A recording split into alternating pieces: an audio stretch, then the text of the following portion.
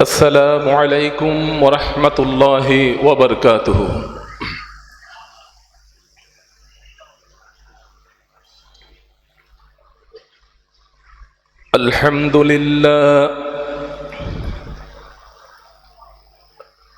الحمد لله رب العالمين، والعاقبة للمتقين،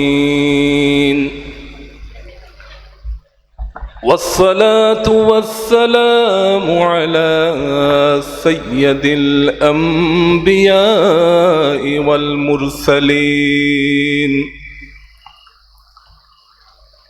وعلى آله وأصحابه أجمعين.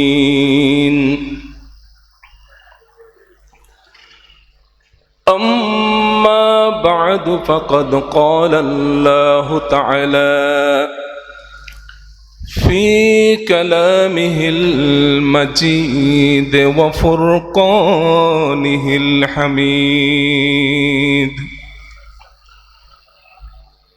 أعوذ بالله من الشيطان الرجيم. بسم الله الرحمن الرحيم. ولقد آتيناك 7 من المثاني والقرآن العظيم.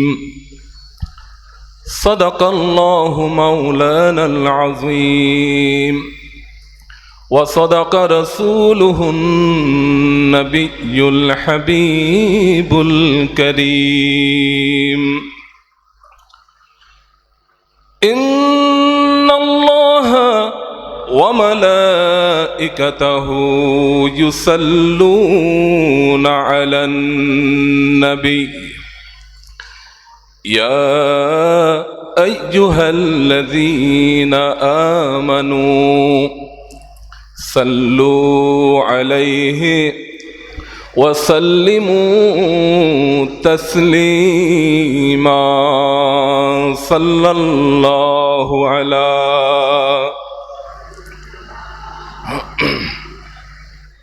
وآله وأصحابه وسلم. صلى الله على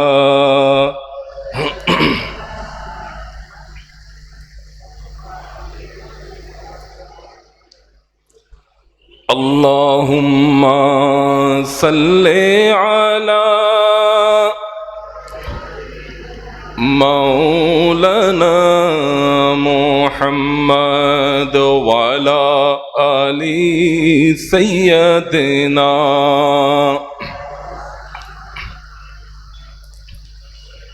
अर्श हक है मसनद रिफ़अत रसूलुल्लाह की देखनी है हशर में इज़्ज़त रसूलुल्लाह की। अल्लाहुम्मा सय्यदना मौलाना मुहम्मद वाला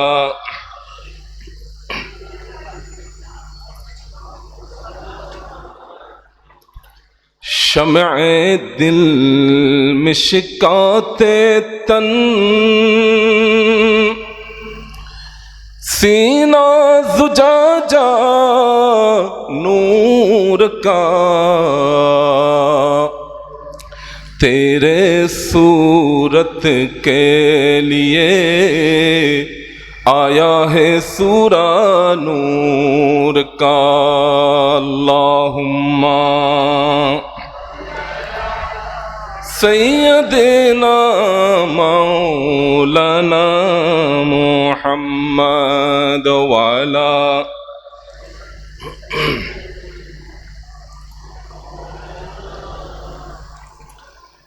الحمد لله والشكر لله والصلاة والسلام على رسول الله 19 দিন ব্যাপী ঐতিহ্যবাহী এই আন্তর্জাতিক মাহফিলে সিরাতুন নবী সাল্লাল্লাহু আলাইহি ওয়াসাল্লাম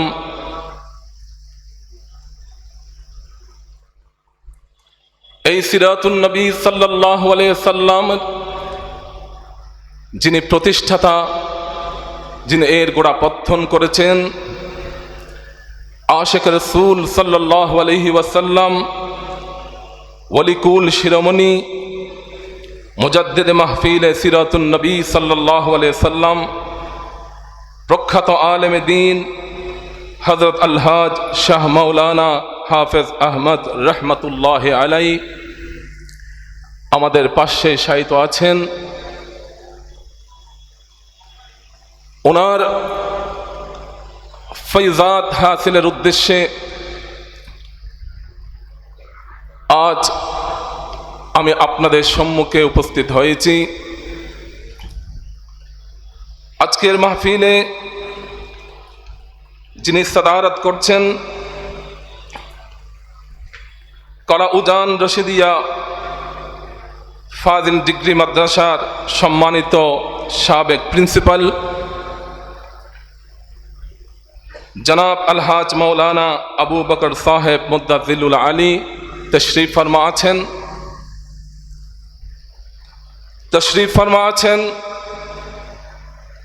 19 দিন ব্যাপী এই সিরাত মাহফিলের মুতাওয়াল্লি কমিটির মোহতারাম সভাপতি জনাব হাফিজুল ইসলাম আবুল কালাম আজাদ সাহেব মুদ্দাজিলুল আলী, অসংখ্য উলামায়ে কেরাম, হুফাজ কেরাম, তুলাবায়ে আযাম, বিশেষত এই সিরাতুন নবী এই মাহফিলের পরিচালনা পরিষদ এবং অত্র এই ঐতিহ্যবাহী মাদ্রাসার সম্মানিত অধ্যক্ষ সহ অত্র মাদ্রাসার আসাতিজা কেরাম রহমানি ওয়া রাহমাকুমুল্লাহ, আসসালামু আলাইকুম ওয়া রাহমাতুল্লাহি ওয়া বারাকাতুহু।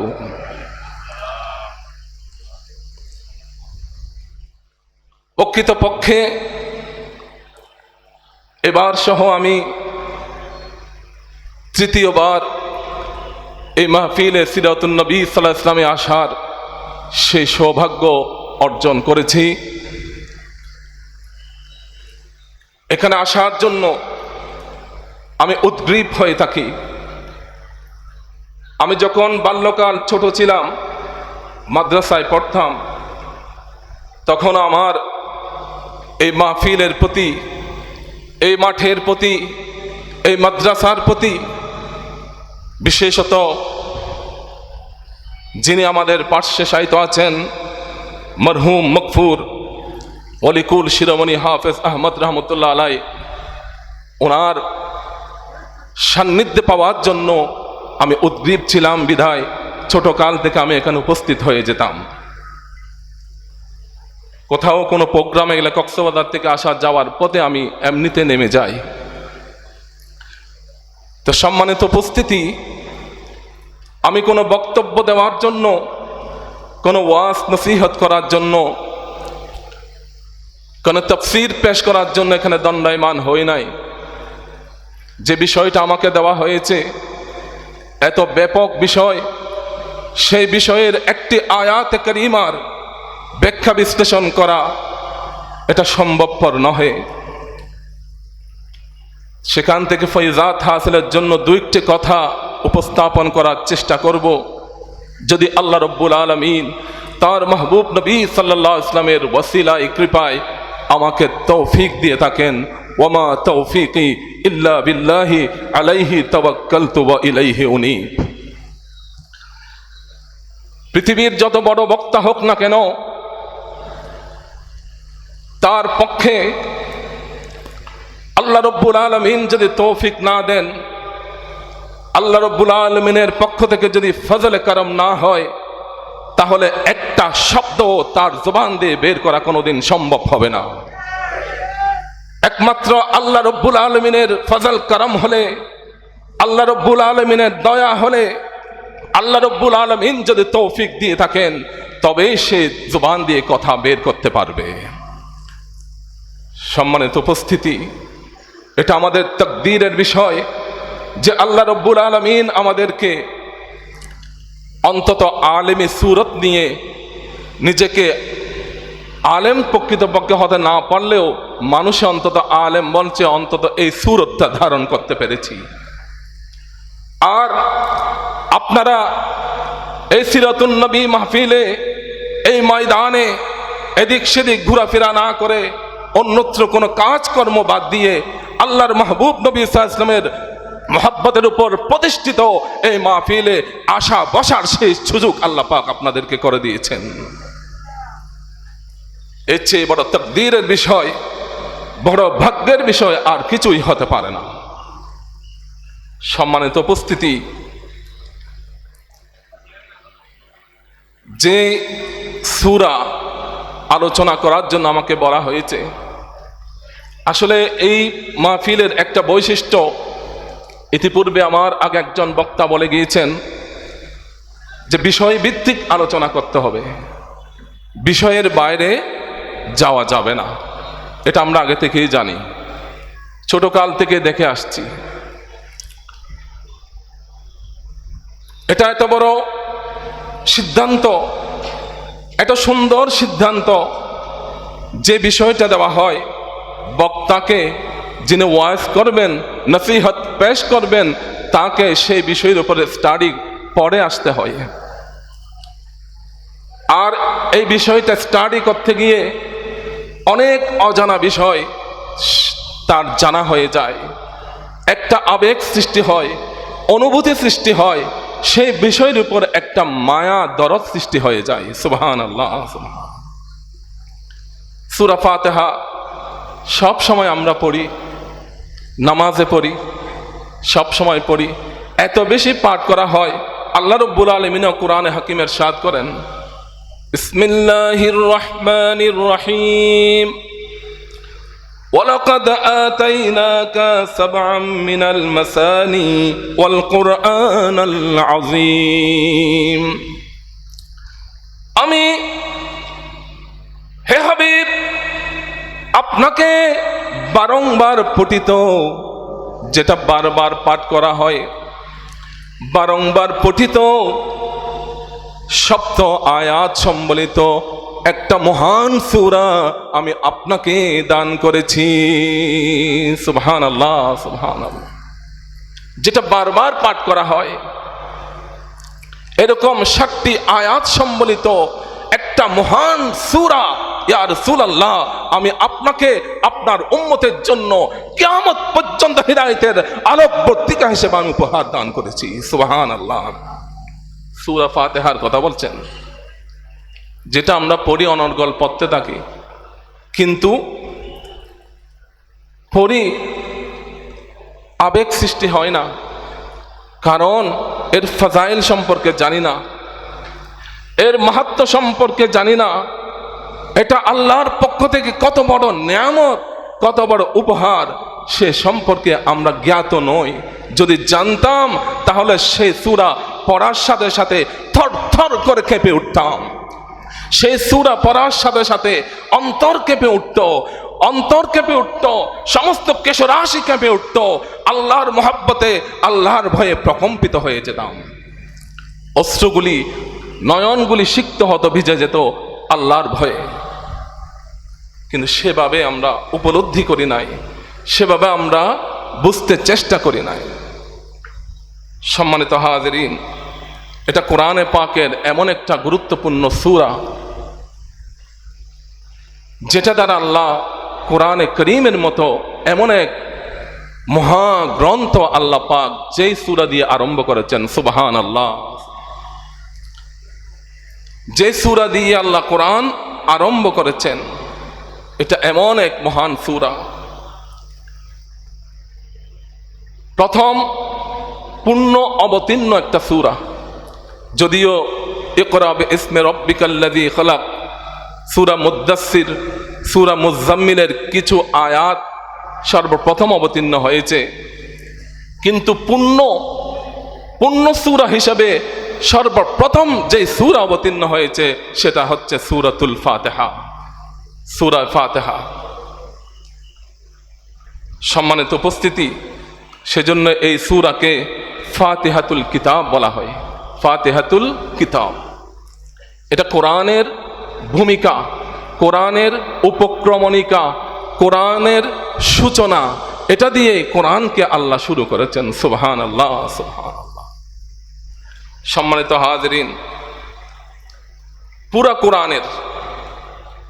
কোরআনুল কারীম এর সাবস্টেন্স, সারমর্ম, মূল বিষয়টা সূরা ফাতিহার মধ্যে আছে। সুবহানাল্লাহ, সুবহানাল্লাহ। পুরা কোরআনের সারমর্ম, সাবস্টেন্স, মূল বিষয়টা আল্লাহ পাক সূরা ফাতিহার মধ্যে দিয়ে দিয়েছেন। কোরআনের সারমর্ম হচ্ছে এই সূরা ফাতিহা। আর কোরআনের বাকি সূরাগুলি সূরা ফাতিহারই ব্যাখ্যা এবং বিশ্লেষণ। তো এটা কেমন সূরা? আসলে এখানে তাফসীর বলাটাই সম্ভব হবে না।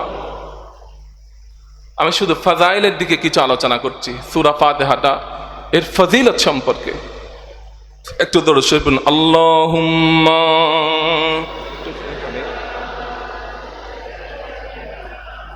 মাওলানা মুহাম্মদ ওয়া আলা আলি সাইয়্যিদিনা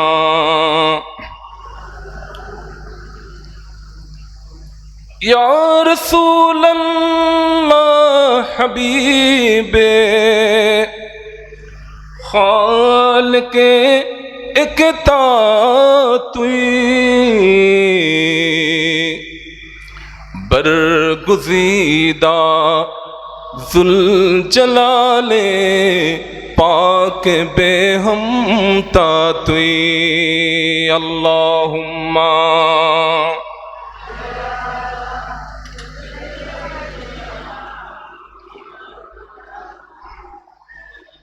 वाली सैयदना।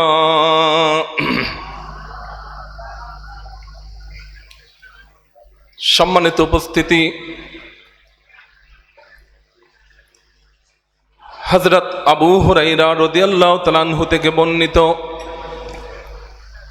عن أبي هريرة رضي الله تعالى عنه قال قال رسول الله صلى الله عليه وسلم। রসুল পাক সাল্লাল্লাহু আলাইহি ওয়াসাল্লামের নাম এভাবে বললে কলা রাসূলুল্লাহ বলে আপনারা বলবেন সাল্লাল্লাহু আলাইহি ওয়াসাল্লাম। لأبي ابن كعب كيف تقرأ في الصلاة فقرأ أم القرآن।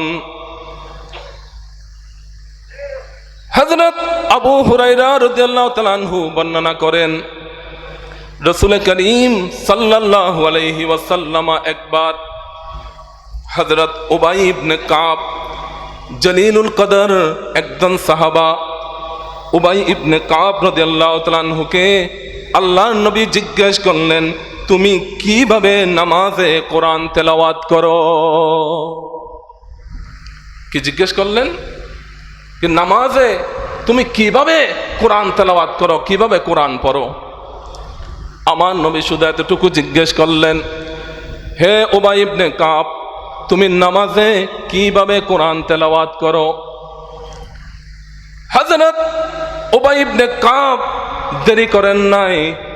আমার নবীর সামনে ছাত্র যেমন ওস্তাদকে হাজিরা দেয়, ছাত্র যেমন ওস্তাদকে পড়া হাজিরা দে, সেইভাবে সূরা ফাতিহা আমার নবীকে পড়ে শুনিয়ে দিলেন। ফাকরা উম্মাল কোরআন, সূরা ফাতিহা আমার নবীর সামনে সম্পূর্ণ পড়ে শুনিয়ে দিলেন। বিসমিল্লাহির রহমানির রহিম, আলহামদুলিল্লাহি রাব্বিল আলামিন, الرحمن الرحيم مالك يوم الدين إياك نعبد وإياك نستعين اهدنا الصراط المستقيم صراط الذين أنعمت عليهم غير المغضوب عليهم ولا الضالين آمين। আজকে শুনেন না এশার নামাজে কি সুন্দর করে কি সুললিত কণ্ঠে কোরআনে পাক তেলাওয়াত করা হয়েছে, হৃদয় ছুঁয়ে গিয়েছে তেলাওয়াত শুনে। হযরত উবাই ইবনে কাব রাদিয়াল্লাহু তাআলা আনহু আমার নবীর সামনে সূরা ফাতিহা পাঠ করে শোনালেন। আমার নবী ফাকালা রাসূলুল্লাহ সাল্লাল্লাহু আলাইহি ওয়াসাল্লাম, রাসূল করিম সাল্লাল্লাহু আলাইহি ওয়াসাল্লাম ইরশাদ করলেন, এই সূরা ফাতিহা পাঠ শুনে আমার নবী বললেন, ওয়াল্লাযী নাফসি বিয়াদিহি, যেই খোদার হাতে, যেই খোদার কুদরতের হাতে আমি নবীর প্রাণ রয়েছে, সেই খোদার জাতের শপথ করে আমি বলছি, মা উনজিলাত ফিত তাওরাতে ওয়ালা ফিল ইনজিলে ওয়ালা ফিজ জাবুরে ওয়ালা ফিল কুরআনে মিসলুহা ওয়া আন্নাহা সাবউম মিনাল মাসানি ওয়াল কুরআনুল আযীমুল্লাযী উতিতুহু। আমার নবী বলেন, হে উবাই ইবনে কাব, ওই খোদার শপথ করে বলছি যেই খোদার কুদরতের হাতে আমার জান রয়েছে, আমার প্রাণ রয়েছে, সেই খোদার কসম করে বলছি, মা উনজিলাত ফিত তাওরাতে, তাওরাতেও এমন কোন এরকম কোন সূরা নাই সূরা ফাতিহার মতো, ওয়ালা ফিল ইনজিলে, ইনজিলেও এমন কোন সূরা ফাতিহার মতো সূরা নাই, ওয়ালা ফিজ জাবুরে, জাবুরেও এমন কোন সূরা এই সূরা ফাতিহার মতো কোন সূরা নাই, ওয়ালা ফিল কুরআনে ওয়ালা ফিল ফুরকানে, কোরআনের দ্বিতীয়টি এই সূরা ফাতিহা দিয়ে শুরু করা হয়েছে, দ্বিতীয়টি আর এরকম কোন সূরা কোরআনেও নাই। সুবহানাল্লাহ, সুবহান। এমন সূরা 7 আয়াত বিশিষ্ট এমন মহান একটা সূরা আল্লাহ রাব্বুল আলামিন একমাত্র আমি নবী মুহাম্মদুর রাসূলুল্লাহ সাল্লাল্লাহু আলাইহি ওয়াসাল্লামকে আল্লাহ দান করেছেন, আমার উম্মতকে উপহার দান করেছেন। এমন সূরা না ইনজিলে আছে, না জাবুরে আছে, না তাওরাতে আছে, এমন সূরা আর কোন নবীকেও দেয়া হয়নি। সুবহানাল্লাহ, বলুন আল্লাহু আকবার।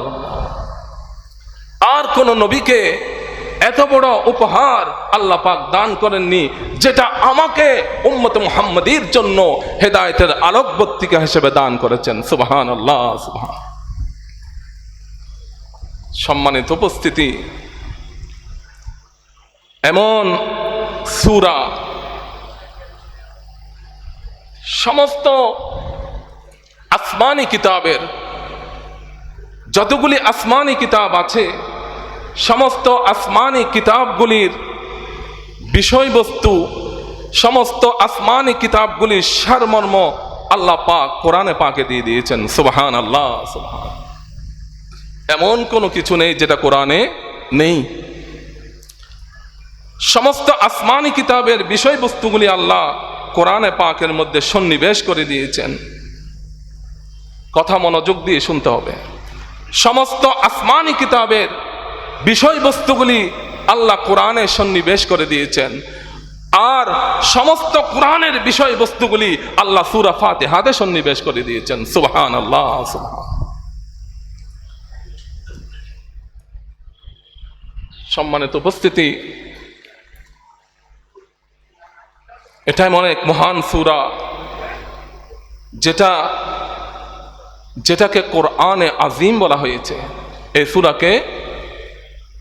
এই সূরা উম্মতে মুসলিমার জন্য, আমাদের জন্য এক বড় উপহার, বড় নেয়ামত, যেটাকে কোরআনে আজিম বলা হয়েছে, যেটাকে উম্মুল কিতাব বলা হয়েছে, যেটাকে কনজ বলা হয়েছে, খনি, খনি বলা হয় যেটাকে, যে সূরা, এটা শেফা, এটা শেফা। যত বড় রোগ হোক না কেন এই সূরা পড়ে ফু দিলে আল্লাহ পাক তাকে শেফা দান করবেন। সুবহানাল্লাহ।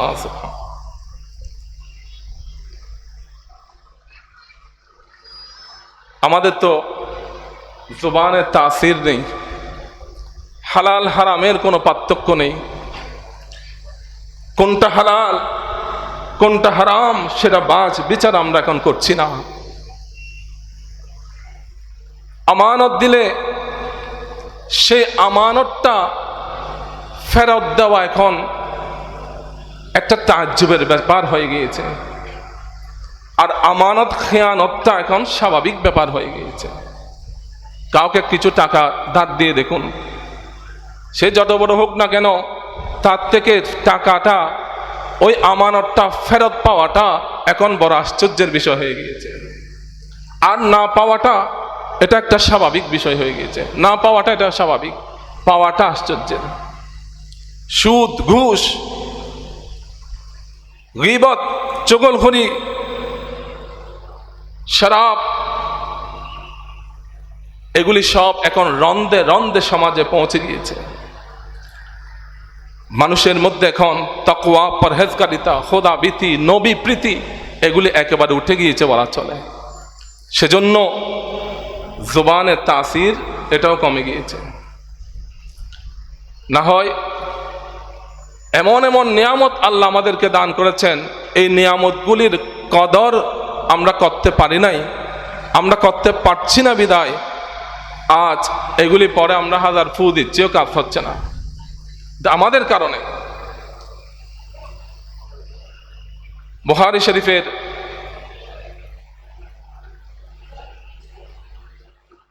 একটা হাদিস বুখারী শরীফ থেকে আমি কোট করেছি। আন আবি সাঈদ রাদিয়াল্লাহু তাআলা আনহু আন্না রাহাতান মিন আসহাবি রাসূলিল্লাহি সাল্লাল্লাহু আলাইহি ওয়াসাল্লাম। আমি হাদিসটা আরবি সহ ইবারত সহ যদি পড়ি, সময় যেহেতু সংক্ষেপ, সময় বেঁধে দেওয়া আছে, এর বাইরে যাওয়ার কোনো সুযোগ নেই, যেহেতু এর পরে বক্তা রয়েছে। আমি শুধু মূল কথাটাই উপস্থাপন করছি। এই সূরা ফাতিহা এটা যে কত বড় শেফা। সম্মানিত হাজিরিন, হযরত আবু সাঈদ খুদরি রাদিয়াল্লাহু তাআলা আনহু থেকে বর্ণনা,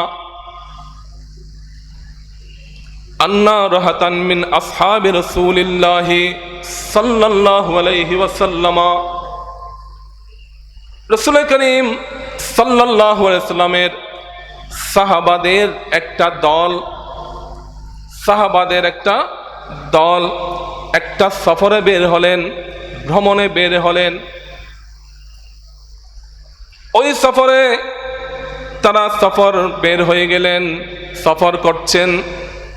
সফর করতে করতে তারা একটা আরবের একটা কওম, একটা গোত্র অতিক্রম করলেন। ওই কওম, ওই গোত্র অতিক্রম করার সময় তারা ক্ষুধার্ত হয়ে গেলেন, পিপাসার্ত হয়ে গেলেন। তারা ওই কওমের কাছে গিয়ে তারা বললেন, আমাদের একটু মেহমানদারি করো। ওই কওমকে, ওই গোত্রকে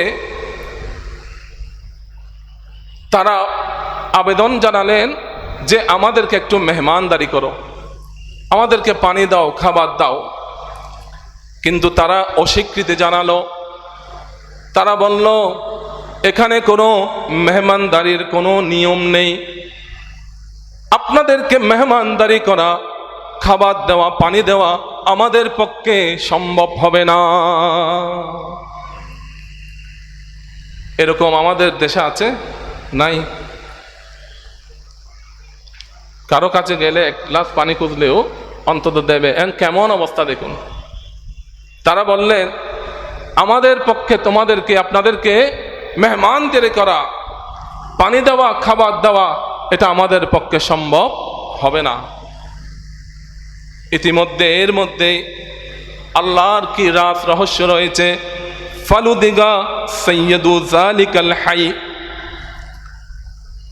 ওই সাহাবারা যখন তারা মেহমানদারি করে নাই, কিছু দূর অগ্রসর হয়ে গেলেন। এমন সময় যে কওমটা তাদের মেহমানদারি করে নাই, ওই গোত্রের সর্দারকে সাপে দংশন করেছে। যারা মেহমানদারি করে নাই ওই কওমের সর্দারকে সাপে দংশন করেছে। এর মধ্যে এখন তারা দৌড়ে ওই সাহাবাদের কাছে গেলেন। ওই সাহাবাদের কাছে গিয়ে বললেন, আমাদের কওমের সর্দারকে সাপে দংশন করেছে, আপনাদের মাঝে কোনো ওঝা আছে কিনা, সাপের মন্ত্র জানে এমন কেউ আছে কিনা, যদি থাকে আমাদের কওমকে একটু ঝেড়ে দিয়ে আপনাদের মাঝে কোনো ওঝা আছে কিনা। সাহাবায়ে কেরাম থেকে খুদ আবু সাঈদ খুদরী রাদিয়াল্লাহু তাআলা আনহু বর্ণনা এসেছে, উনি বলেন হ্যাঁ আছে, উনি বলেন হ্যাঁ আছে, আমাদের মধ্যে ওঝা আছে। সাহাবারা অবাক হয়ে দেখে আছেন, কিরে আমরা তো জানি না এখানে জান মন্ত্র এই ধরনের ফু দেবে দংশনে, সাপে দংশনের মন্ত্র জানে, এইভাবে আমাদের মধ্যে যে কেউ আছে সাহাবারাও জানেন না। আবু সাঈদ খুদরী রাদিয়াল্লাহু তাআলা বলেন হ্যাঁ আছে,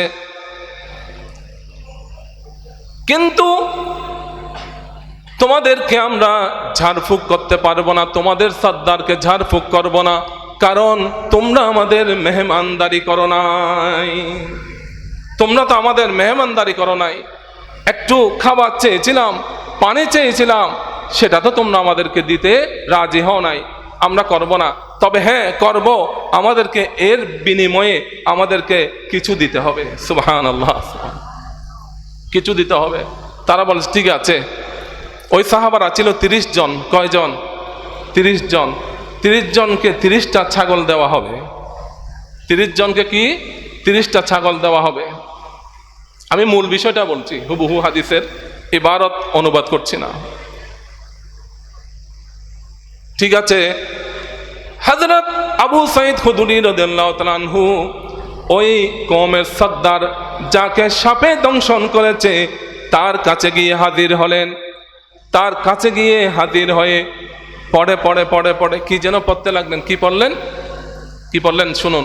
বিসমিল্লাহির রহমানির রহিম, আলহামদুলিল্লাহি রাব্বিল আলামিন। সূরা ফাতিহা সম্পূর্ণ পড়ে ওই দংশিত ব্যক্তিকে, যাকে সাপে দংশন করেছে, বিচ্ছু দংশন করেছে, ওই দংশিত ব্যক্তিকে সূরা ফাতিহা পড়ে ফু দিতে লাগলেন আর থুক দিতে লাগলেন। এই থুক দিতে দিতে সূরা ফাতিহা পড়তে ওই সাপের দংশিত ব্যক্তি এমন ভাবে দাঁড়িয়ে গেল যেন রশিতে বেঁধে দিলে রশি থেকে ছুটে গিয়ে মানুষ যেভাবে দৌড় দেয় ঠিক সেভাবে দৌড় দিল। আল্লাহু আকবার। সূরা ফাতিহা পড়ে যখন ফু দেওয়া হলো, থুক দেওয়া হলো, সে দণ্ডায়মান হয়ে গেল, ওই সাপে দংশিত ব্যক্তি সুস্থ হয়ে গেল। সুবহানাল্লাহ, সুবহান। এখন তারা আশ্চর্য হয়ে গেলেন, আপনি কি পড়েছেন? আপনি এই মন্ত্র কোত্থেকে শিখেছেন? একজন সাপে দংশিত ব্যক্তি, সে বেহুশ হয়ে পড়ে আছে, মরে গিয়েছে কিনা বেঁচে আছে জানি না, সেই দংশিত ব্যক্তি দণ্ডায়মান হয়ে গেল, কি পড়েছেন? বলতো আমি তো কিছুই পড়ি নাই, আমি কোরআনে পাকের শুরুর সূরাতুল ফাতিহা পড়ে ফু দিয়েছি। সুবহানাল্লাহ, সুবহানাল্লাহ। এখন ওই কওম তাদের ওয়াদা মোতাবেক 30টা ছাগল তাদেরকে দিয়ে দিলেন, সাহাবাদেরকে 30টা ছাগল দিয়ে দিলেন। সাহাবায়ে কেরাম বললেন, অথবা স্বয়ং আবু সাঈদ খুদরী রাদিয়াল্লাহু তাআলা আনহু বলছেন যে এই 30টা ছাগল আমরা নিয়েছি ঠিক আছে, কিন্তু আমরা তো কোরআন পড়ে ফু দিয়ে কোরআন পড়ে সুস্থ করে আমরা তো এই 30টা ছাগল নিয়েছি, এটার ব্যাপারে কি ফতোয়া হবে? আমরা রাসূল করিম সাল্লাল্লাহু আলাইহি ওয়াসাল্লামের কাছে না যাওয়া পর্যন্ত এগুলি আমরা বন্টন করব না। সাহাবায়ে কেরাম যখন মদিনা মুনাওয়ারায়, মদিনা তাইবায় রাসূল করিম সাল্লাল্লাহু আলাইহি ওয়াসাল্লামের দরবারে হাজির হয়ে গেলেন, সমস্ত ঘটনা আদ্যপ্রান্ত রসুল করিম সাল্লাল্লাহু আলাইহি ওয়াসাল্লামকে বলে শোনালেন, ইয়া রাসূলুল্লাহ, এই ঘটনা, আমরা যাচ্ছিলাম, মেহমানদারি করে নাই, তাদেরকে সাপে দংশন করেছে, কওমের সর্দারকে। সূরা ফাতিহা পড়ে ফু দিলাম, দণ্ডায়মান হয়ে গেল, 30টা ছাগল আমাদেরকে দিল। সম্পূর্ণ ঘটনা রসুল করিম সাল্লাল্লাহু আলাইহি ওয়াসাল্লামকে যখন বললেন, আমার রসুল মুস্কি হেসে দিলেন আর বললেন, তোমরা সূরা ফাতিহা যে এটা রুকিয়া, এটা যে শেফা, তোমরা এটা কিভাবে জানলে? সুবহানাল্লাহ, সুবহান, এটা যে শেফা, এটা কেমনে তোমরা বলতে পারলে? আমার নবী বলেন, ঠিক আছে, তোমরা ছাগলগুলি তোমাদের মধ্যে বন্টন করে নাও, ছাগলগুলি তোমাদের মাঝে বন্টন করে নাও, আর আমি রসুলের জন্য একটি ভাগ তোমরা দিয়ে দিও। সুবহানাল্লাহ, সুবহানাল্লাহ, তোমরাও নাও, আমি রসুলের জন্য একটা ভাগ দেবে। সুবহানাল্লাহ। দেখুন, ইমামে বুখারী শরীফ কোরআনের পরে, আসমানের নিচে, জমিনের উপরে হাদিসে রাসূলের সবচেয়ে বিশুদ্ধ কিতাব, যেটাকে মানে না এমন কোন ঘরানার ওলামা নেই। আসাহুল কুতুবে বাদা কিতাবিল্লাহ as-সাহিহুল বুখারী। এই বুখারী শরীফে ইমামে বুখারী এই হাদিসটা কোট করেছেন, নকল করেছেন, এনেছেন। কেমন সূরা? যে সূরা আল্লাহ পাক যে সূরাকে দিয়ে কোরআন আরম্ভ করেছেন, যে সূরাকে মহান সূরা বলা হয়েছে,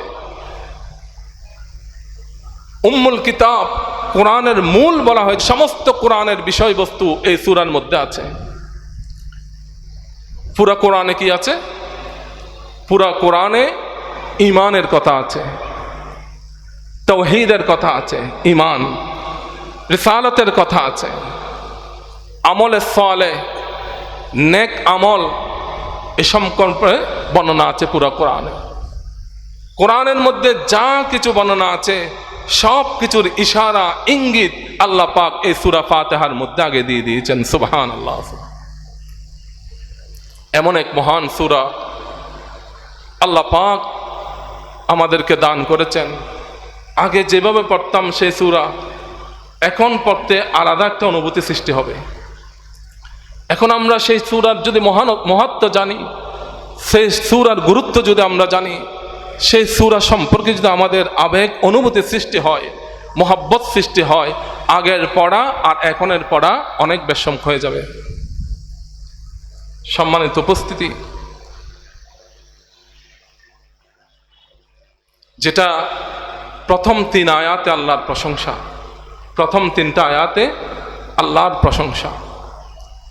এখানে শুধু আল্লাহর প্রশংসা নয়, এখানে তাওহীদ সম্পর্কে ইশারা দেওয়া হয়েছে। আল্লাহ যে কত বড় দয়ালু সে সম্পর্কে ইশারা দেওয়া হয়েছে। আর রহমান আর রহিম বলে যে এই ক্ষণস্থায়ী পৃথিবীর জন্য আল্লাহ দয়ালু, আর রহিম আখিরাতের জন্য আল্লাহ বড় মেহেরবান, সেটা বলা হয়েছে।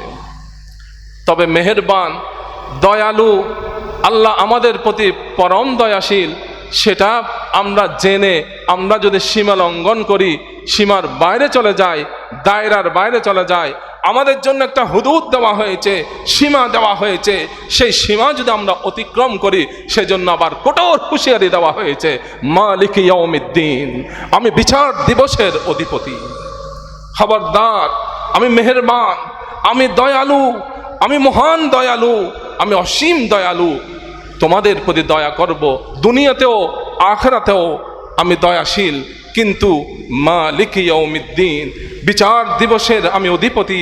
তোমরা যে দায়রা আমি দিয়েছি, যেই সীমা আমি দিয়েছি, যে আমি শরীয়তের গণ্ডি দিয়েছি, সেটা অতিক্রম করা তোমাদের পক্ষে সম্ভব হবে না, সেটা মেনে চলতে হবে। প্রথম 3 আয়াতে আল্লাহ পাক নিজের প্রশংসা, কিভাবে আমরা প্রশংসা করব সেটা শিক্ষা দিয়েছেন। আবার সেখানে আল্লাহ তাওহীদের কথা বলে দিয়েছেন। সমস্ত প্রশংসা আল্লাহর জন্য, আল্লাহ ছাড়া আর কারো প্রশংসা আর কারো জন্য হতে পারে না। মূল প্রশংসা হচ্ছে একমাত্র কার জন্য? আল্লাহর জন্য। আমরা প্রশংসা করি, ভাই আপনি কত সুন্দর, প্রশংসা করেছেন, এই ফুলগুলি কত সুন্দর, স্টেজটা কত সুন্দর, প্রশংসা করেছি। তো প্রশংসা করেছি স্টেজ যে নির্মাণ করেছে তার, ফুলগুলি যে সাজিয়েছে তার।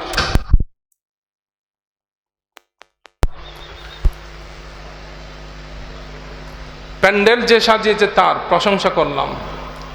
মূলত প্রকৃতপক্ষে তার প্রশংসা করি নাই, তাকে যিনি ক্ষমতা দান করেছেন, এটা করার জন্য যিনি তৌফিক দিয়েছেন, এটা করার জন্য তাকে যেই মেধা জ্ঞান যিনি দিয়েছেন, সেই রব্বুল আলামিনের মূল প্রশংসা আমরা করলাম। সুবহানাল্লাহ।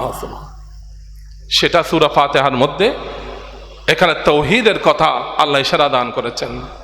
প্রশংসা কার জন্য? আল্লাহর জন্য। সমস্ত প্রশংসা কার জন্য? আল্লাহর জন্য। যে যাই করুক না কেন তাদের মাধ্যমে করিয়েছেন কে? একমাত্র লা ইলাহা ইল্লাল্লাহ, যিনি পরম দয়ালু, মেহেরবান। কিন্তু মেহেরবান ঠিক আছে, দয়ালু ঠিক আছে, সীমা দিয়ে দিয়েছেন। হালালকে হালাল জানতে হবে, হারামকে হারাম জানতে হবে, শরীয়তের মাপকাঠির মধ্যে চলতে হবে, শরীয়তের বাইরে চলা যাবে না। মূলত আমরা শরীয়তের শৃঙ্খলে আবদ্ধ, একটা হুদুদের মধ্যে, সীমা রেখার মধ্যে আবদ্ধ, সেখান থেকে বের হওয়া যাবে না। মদ পান করা যাবে না, ব্যভিচার জেনার কাছেও যাওয়া যাবে না, অশ্লীল কথাবার্তা বলা যাবে না, গীবত চগলখুরি করা যাবে না, মিথ্যা বলা যাবে না, সুদ ঘুষ এদিকে যাওয়া যাবে না। এগুলি সব কিছু আল্লাহ বিধান অবতীর্ণ করেছেন। বলতে আমি দয়ালু ঠিক আছি, কিন্তু আমি বিচার দিবসের অধিপতি। সেদিন আমি যাকে ধরব, যে আমার হাতে ধরা পড়বে, তার বাঁচার কোনো সুযোগ নেই। সম্মানিত হাজরিন, প্রথম 3 আয়াত আল্লাহর প্রশংসা, শেষ 3 আয়াত ইহদিনাস সিরাতাল মুস্তাকিম সিরাতাল্লাযীনা আন'আমতা আলাইহিম গায়রিল মাগদুবি আলাইহিম ওয়ালাদ-দাল্লিন। এই শেষ 3 আয়াত আল্লাহর কাছে প্রার্থনা, আল্লাহ তুমি আমাদেরকে সরল সঠিক পথে পরিচালিত করিও, বক্রতার দিকে আমাদেরকে নিয়ে যেও না, সঠিক পথে আমাদেরকে রাখিও, হক পথে সিরাতুল মুস্তাকিমের উপর আমাদেরকে তুমি প্রতিষ্ঠিত রাখিও। যাদেরকে তুমি নিয়ামত দিয়েছ, যাদেরকে তুমি নিয়ামত দিয়েছ, করুণা করেছ, আল্লাহ তাদের পথে আমাদেরকে পরিচালিত করিও। যাদের উপর তোমার অভিসম্পাত, যাদের উপর তোমার গজব, যারা পথভ্রষ্ট হয়েছে, অভিশপ্ত হয়েছে, আল্লাহ তাদের পথ থেকে আমাদেরকে হেফাজত করিও। শেষ 3 আয়াতে আল্লাহর কাছে আহ্বান, প্রার্থনা। আর মাঝখানের আয়াত দেখুন, ইয়্যাকা না'বুদু ওয়া ইয়্যাকা নাস্তাঈন। এই মাঝখানের এই আয়াত অর্ধেক অংশে আল্লাহর প্রশংসা। ইয়্যাকা না'বুদু, রব্বুল আলামিন আপনি একমাত্র আমাদের মাবুদ, আমরা একমাত্র আপনারই উপাসনা করি। আপনি একমাত্র মাবুদ, আপনারই উপাসনা করি, আর কার উপাসনা আমরা করি না। শিরিকের থেকে দূরে রাখছে কিভাবে দেখুন, শিরিকের প্রতি কিভাবে হুঁশিয়ারি দিয়েছেন। আল্লাহ আমরা পাথর পূজা করি না, গাছ পূজা করি না, বাঁশ পূজা করি না, আগুন পূজা করি না। আয় আল্লাহ তোমার সাথে কাউকে আমরা শরীক করি না, তুমি লা শরীক, তোমার কোনো অংশীদার নেই, তোমাকে এক হিসেবে মানি। আল্লাহু আহাদ আল্লাহুস সামাদ লাম ইয়ালিদ ওয়া লাম ইউলাদ ওয়া লাম ইয়াকুল লাহু কুফুয়ান আহাদ। আল্লাহ একমাত্র লা শরীক খোদা, আমরা তোমারই উপাসনা করি। আল্লাহকে মাবুদ স্বীকৃতি দিলাম, আল্লাহর প্রশংসা। দ্বিতীয় অংশে ওয়া ইয়্যাকা নাস্তাঈন, আয় আল্লাহ আমরা আর কারো কাছে যাই না, যতই বিপদ আসুক না কেন, যতই মুসিবত আসুক না কেন, যতই পেরেশানি আসুক না কেন, যত বড় বিপদ আমাদের কাছে আসুক না কেন, আল্লাহ আমরা একমাত্র আপনার কাছে সাহায্য প্রার্থনা করি। সুবহানাল্লাহ। মন প্রাণ কায় মনোবাক্যে একনিষ্ঠতার সহিত যদি এই সূরা আমরা পড়তে পারি, তাহলে দুনিয়া এবং আখিরাত আমাদের জন্য আলোকিত হয়ে যাবে। সুবহানাল্লাহ, সুবহানাল্লাহ। এমন সূরা আল্লাহ পাক আমাদেরকে দান করেছেন। আন ইবনে আব্বাস রাদিয়াল্লাহু তাআলা আনহু, আমার সময় শেষ পর্যায়ে, এই হাদিসটা বলেই আমি শেষ করছি। ওয়াজ নসিহত, আসলে এখানে উলামায়ে কেরাম রয়েছেন, উনাদের সামনে উনাদের ছাত্রের সমতুল্য আমরা কথা বলা, এগুলি বলা, উপস্থাপন করা, এটা স্পর্ধার বিষয়, বড় স্পর্ধার বিষয়। তারপরও যখন আমাকে আদেশ করা হয়েছে, বলা হয়েছে, বিষয় দেওয়া হয়েছে, সেটার প্রতি আদব রেখে, শ্রদ্ধা রেখে আপনাদের সামনে দাঁড়ালাম। অন্তত পক্ষে আমিও বলতে পারবো, আমি এই স্টেজে দাঁড়িয়ে ইয়া রাসূলুল্লাহ আপনার কিছু কথা আমি বলেছি, আয় আল্লাহ আপনার কিছু কথা বলার সুযোগ আমার হয়েছে, এটা আমার জন্য দুনিয়া আখিরাতে নাজাতের উসিলা হয়ে যাবে। যা বলতে চেয়েছিলাম, আন ইবনে আব্বাস রাদিয়াল্লাহু তাআলা আনহু قال بينما جبرائيل عليه السلام قائد عند النبي صلى الله عليه وسلم سمع نقيدا من فوقه।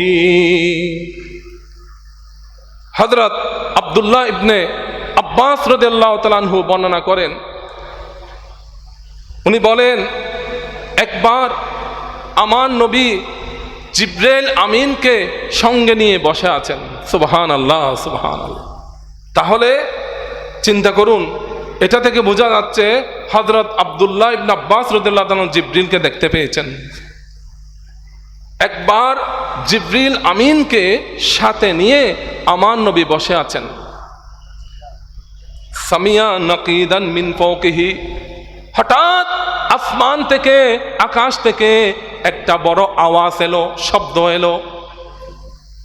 কাঠ যেমন ভেঙে খাট করে, মেঘ যেমন গর্জন করে, হঠাৎ ঘুম করে ধারাল বিজলি যেভাবে মারে, ঠিক সেভাবে একটা আওয়াজ আকাশ থেকে শুনতে পেল। আমার নবীও শুনলেন, উপস্থিত সাহাবাও শুনলেন, জিবরিল আমিনও শুনলেন। ফারাফা রাসাহু, মাথা উত্তোলন করলেন, জিবরিল আমিন মাথা তুললেন, অথবা রাসূল করিম সাল্লাল্লাহু আলাইহি ওয়াসাল্লাম নিজের সের মুবারক তুললেন আকাশের দিকে। এত আওয়াজ কেমনে হলো? فقال هذا باب من السماء فتح اليوم لم يفتح قط الا اليوم। বললেন জিবরিল আমিন আমার নবীকে বলেন, ইয়া রাসূলুল্লাহ এটা আসমানের একটা দরজা আজকে খোলা হয়েছে। কি খোলা হয়েছে? আসমানের একটা দরজা আজ খোলা হয়েছে। যে দরজাটা ইতিপূর্বে আর কোনোদিন খোলা হয় নাই, এটা আজকে মাত্র খোলা হয়েছে। এই দরজাটা ইতিপূর্বে এই দরজা আর কোনোদিন খোলা হয় নাই। আচ্ছা কেমন দেখুন আসমানের দরজাগুলি। আসমানে এমন এমন দরজা আছে যেগুলি, যেমন আসমানের দরজা, একটা দরজা দিয়ে আমাদের জন্য রিজিক আসে। সুবহানাল্লাহ, সুবহানাল্লাহ। আসমানের এমন দরজা, যে দরজাটা দিয়ে আমার নবী মেরাজ গিয়েছিলেন। ফেরেশতাদেরকে জিবরাইল বললেন কি, খুলো খুলো, দরজা খুলো। বলে কে? বলে আমি জিব্রাইল। আপনার সাথে কে? বলে আমার সাথে মাই মুহাম্মদ সাল্লাল্লাহু আলাইহি ওয়াসাল্লাম, আমার সাথে মুহাম্মদ সাল্লাল্লাহু আলাইহি ওয়াসাল্লাম। কেন? হ্যাঁ, এখানে ওনাকে আজ রব্বুল আলামিন দাওয়াত দিয়েছেন, আজ ওনাকে মেরাজ করেছেন। হ্যাঁ হ্যাঁ ঠিক আছে, এটা বলে আসমানের দরজা কি দেওয়া হলো? উন্মুক্ত করে দেওয়া হলো। বুখারী শরীফে আছে। এভাবে এটাও একটা দরজা। যেমন হযরত সাদ ইবনে মুআয রাদিয়াল্লাহু তাআলা আনহুর জানাজায় যে ফেরেশতাগুলি উপস্থিত হয়েছিলেন, সেই ফেরেশতাগুলি শুধুমাত্র ওই দিন পৃথিবী দেখেছেন, এই পৃথিবীতে প্রথম অবতীর্ণ হয়েছেন। প্রথম ওনার জানাজায় উপস্থিত 70,000 ফেরেশতা উপস্থিত হয়েছেন। আমার নবীর রওজায়ে পাকে যে ফেরেশতাগুলি দরুদ শরীফ পড়ে, এরা একবার আসার সুযোগ পায়, কিয়ামত পর্যন্ত দ্বিতীয়বার আর আসার তাদের কোনো সুযোগ নেই। একবার আসার সুযোগ পায়। এই দরজাটা জিবরাইল বলেন, ইয়া রাসূলুল্লাহ, এই প্রথম এই দরজাটা খোলা হয়েছে। ইতিপূর্বে এর পূর্বে লাম ইফতাহ কাত্তু ইল্লাল ইয়াওমা, আজকে ছাড়া আকাশের এই দরজাটা আর কোনোদিন খোলা হয় নাই, এটা আর খোলা হয় নাই। ফানাজালা মিনহু মালাকুন, ওই দরজা দিয়ে একটা ফেরেশতা নেমে আসলেন। সুবহানাল্লাহ সুবহানাল্লাহ। ওই দরজা দিয়ে কি নামলেন? একজন ফেরেশতা নেমে আসলেন, আমার নবীর সামনে এসে দাঁড়ালেন।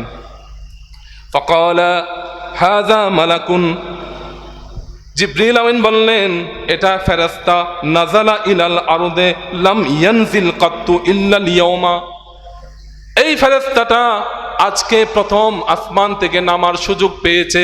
ইতিপূর্বে এই ফেরেশতাটা আর কোনোদিন এই পৃথিবী দেখে নাই। এই পৃথিবীটাই মাত্র দেখেছে সে, ওই ফেরেশতাটা আজকে নেমেছে।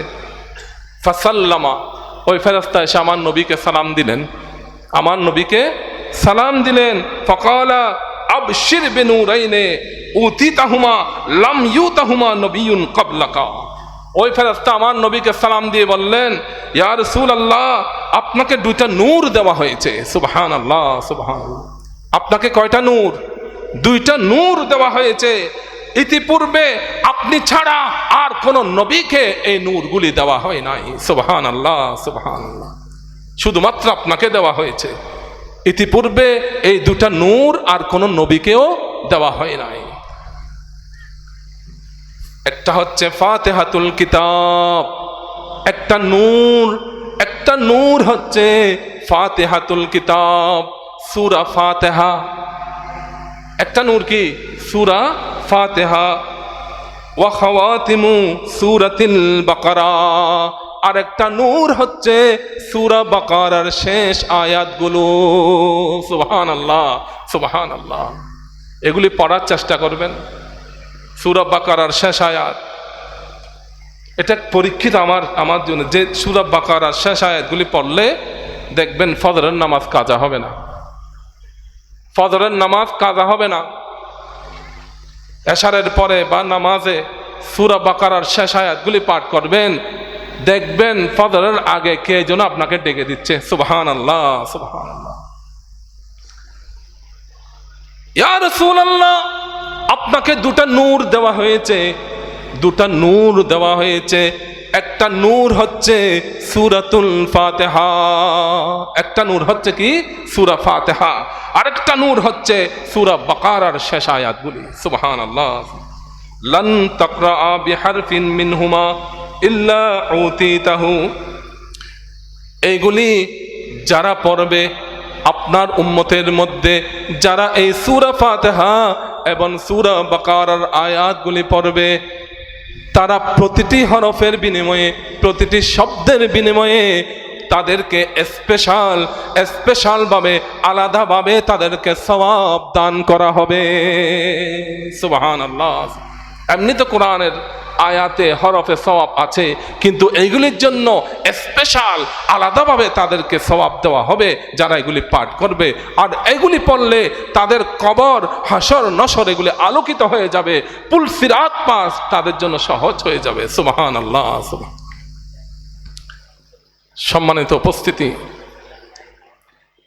এমন এক মহান নেয়ামত আল্লাহ আমাদেরকে দান করেছেন যেটা কোনো নবীকেও দেয় নাই। কোনো না আদম আলাইহিস ইসলামকে, না নূহ আলাইহিস ইসলামকে, না মূসা আলাইহিস ইসলামকে, না ইব্রাহিম আলাইহিস ইসলামকে, না ঈসা আলাইহিস ইসলামকে, কোন নবীকে আল্লাহ পাক দান করেননি। এটা দান করেছেন একমাত্র ইমামুল আম্বিয়া মুহাম্মদুর রাসূলুল্লাহ সাল্লাল্লাহু আলাইহি সাল্লামকে। আর নবী পাকের বদৌলতে আমরা সেটা উপহার পেয়েছি। এত বড় নিয়ামত পেয়ে যদি আমরা কদর করতে না পারি, এটার মাহাত্ম্য বুঝতে না পারি, এগুলির যদি আমরা আমল করতে না পারি, তাহলে আমাদের মতো দুর্ভাগা সৃষ্টি জগতে আর কেউ হবে না। আল্লাহ পাক আমাদেরকে বুঝে আমল করার সেই তৌফিক দান করুন। আসলে যে বিষয়টা আমাকে দেওয়া হয়েছে, এটার শুধু আলহামদু এটা নিয়ে আলোচনা করলেও ঘন্টার পর ঘন্টা সময় চলে যায়। আমি না, যারা আলেম ওলামা জ্ঞান আছে, তো এটা এই সংক্ষিপ্ত সময়ে এই সূরা সম্পর্কে আলোচনা করা আসলে সম্ভব নয়, কারো পক্ষে সম্ভব নয়। তাই আমি অসমাপ্ত অবস্থায় আমার বক্তব্য এখানেই আমি শেষ করছি। আল্লাহ পাক যাতে আমাদের প্রত্যেককে বোঝার সেই তৌফিক দান করেন। ওয়া আখিরু দাওয়ানা আনিল হামদুলিল্লাহি রাব্বিল আলামিন। আসসালামু আলাইকুম ওয়া রাহমাতুল্লাহি ওয়া বারাকাতুহু।